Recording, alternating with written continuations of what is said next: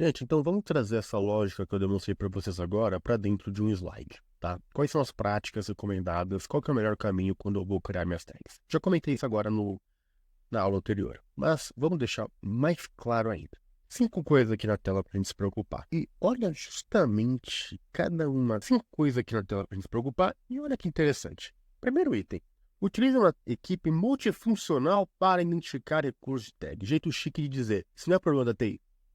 Isso é problema de todo mundo. Tag não é uma coisa que o cara técnico vai ser o único a influenciar. Ah, eu quero uma tag de backup. Então vai ter um valor sim e não, yes ou no, a gente combinou como inglês, para saber se eu vou fazer backup de um serviço. É uma tag técnica.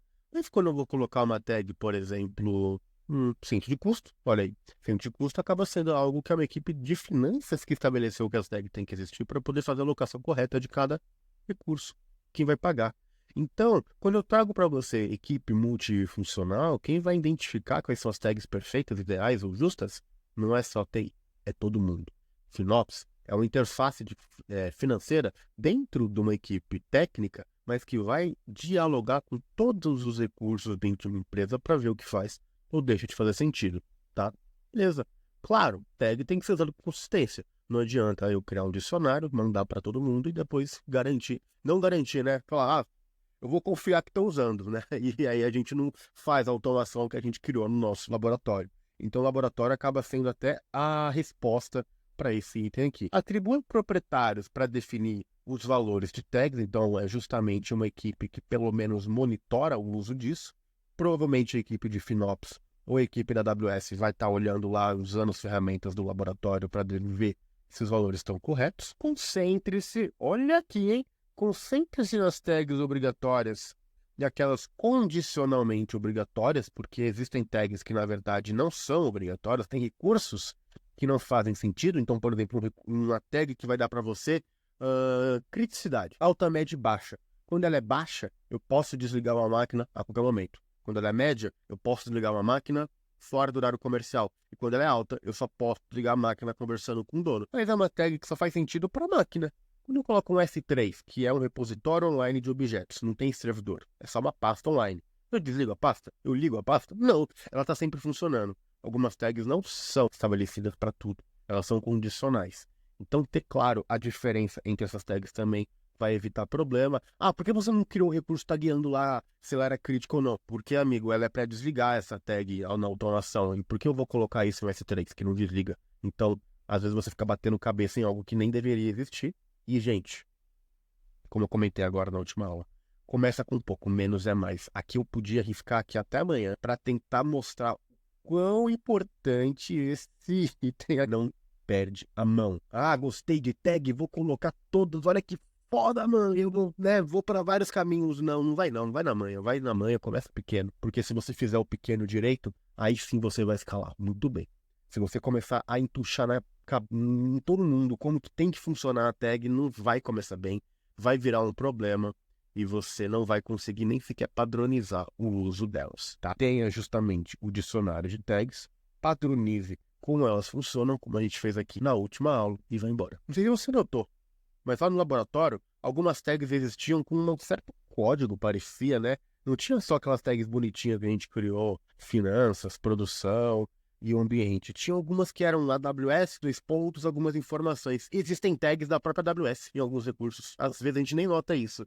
Mas quando você cria alguns serviços na AWS, vai ter lá o AWS, dois pontos, created by, AWS, dois pontos, EC2, Spot, quando você usa essa tal de EC2 Spot, vamos falar dela depois. Alguns serviços já vêm pré-tagueados com algumas coisas. Não se assusta com essas tags, não. Elas são comuns, elas aparecem em vários lugares e a gente também pode usar elas. Você não vai poder editar, claro. São tags que a própria AWS gerencia. Mas ela não usa. Então, a própria Amazon vai criar algumas tags para você que você vai poder tirar vantagem disso, principalmente na hora de fazer automação, mas a gente não se estressa.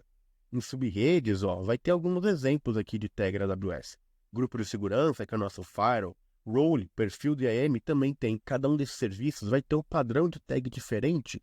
Eu tô só contando para você não chegar na AWS e não se assustar. Quem foi que criou essa tag prod.public-az1.subnet? Foi a AWS. Tá tudo bem, tá? Você pode tirar valor disso, você pode usar, mas ainda assim elas vão existir, tá bom? Só que a gente tem que se preocupar especialmente com as tags de custo. É legal você ter separado tags que são usadas só para custo, porque justamente vai que você cria muitas tags e na hora de você usar suas ferramentas que vão fazer análise de custo para você, quando tem muita opção ali, começa a ficar um negócio meio complicado. Então, se você tem um grupinho de tag que serve só para alocação de custo, isso vai fazer sentido. E justamente na AWS, quando você quer que o ferramental de billing, o ferramental de custo da AWS use tags, você tem que explicitamente alocar isso.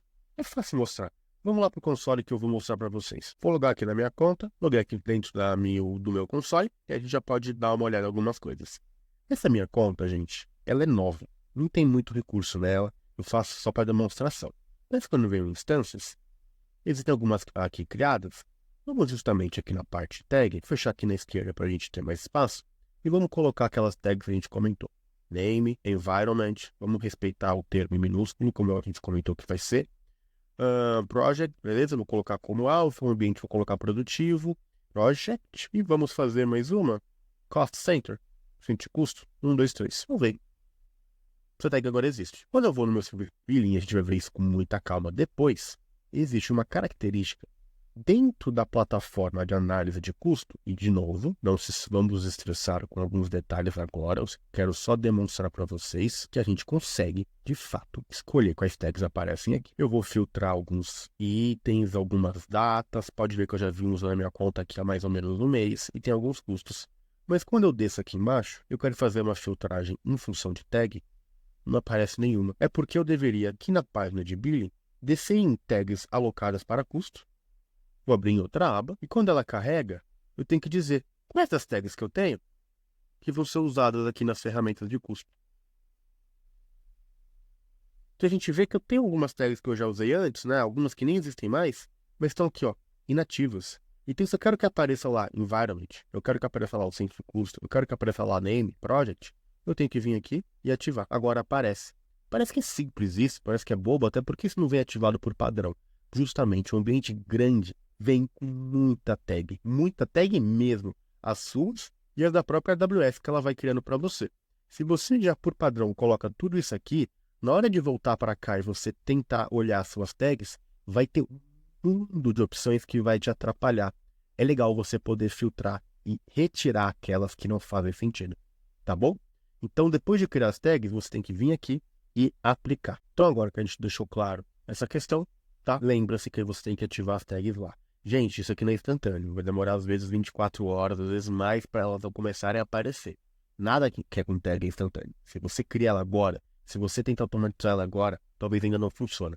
Tem que esperar. A questão de tagueamento e principalmente custo na AWS, existe aí um delay de mais ou menos 1 ou 2 dias úteis. Principalmente custo, tá? Se você tentar olhar o custo hoje, ele não está atualizado. A AWS vai lendo o que você está usando, vai carregando isso e vai colocando no serviço depois. Então, se eu volto naquele Cost Explorer, onde a gente vê o gráficozinho de custo, ele nunca está atualizado para o dia atual. Demoram mais ou menos 2 ou 3 dias aí para isso ser carregado.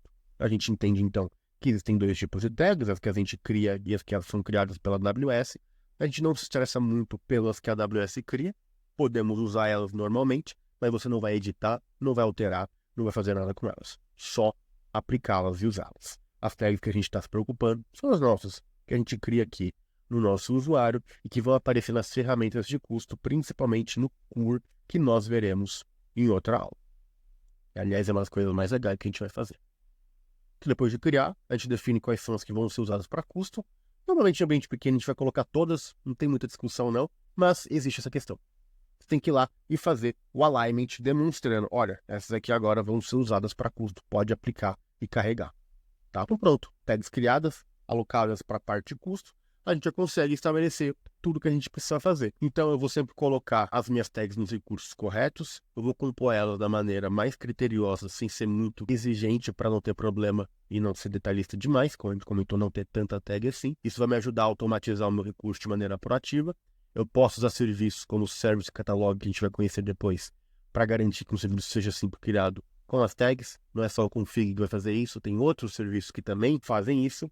Propago esses valores, bloqueio o acesso dependendo do usuário. Quando ele for criar o recurso, tem que criar com a tag. e vou sempre corrigir. Não é uma coisa que eu faço uma vez, gente. Tag é um trabalho contínuo. A gente tenta automatizar, a gente tenta resolver problemas, mas sempre vai ter aquelas exceções que você vai ter que corrigir manualmente. Então tem que estabelecer um processo, um runbook, uma cultura de ir atrás disso e ficar, eventualmente, dando uma certa corrigida. Isso aqui já resolve bastante coisa, tá? A gente olhou no laboratório. A gente pode e deve, quando vai fazer uma permissão de um usuário, falar, olha, você pode criar qualquer máquina EC2, não tem problema nenhum. Você pode criar tags, claro, contanto que, na hora de você criar uma máquina, tenha uma tag junto. Então você consegue fazer praticamente qualquer tipo de controle. Pode criar máquina com tag, pode criar máquina com aquela tag tal, tal, tal, pode criar máquina com aquela tag tal, tal, tal, que começa com tais valores e esses são os valores permitidos. Dentro da policy do IAM, você vai conseguir controlar praticamente qualquer coisa. Isso aqui já foi mais difícil. Hoje em dia, com o ChatGPT e essas linguagens de LLM que a gente está vendo de monte no mercado, está cada vez mais automático isso. A AWS está importando isso para dentro da própria plataforma, onde você começa a escrever e ele vai fazendo as coisas para você.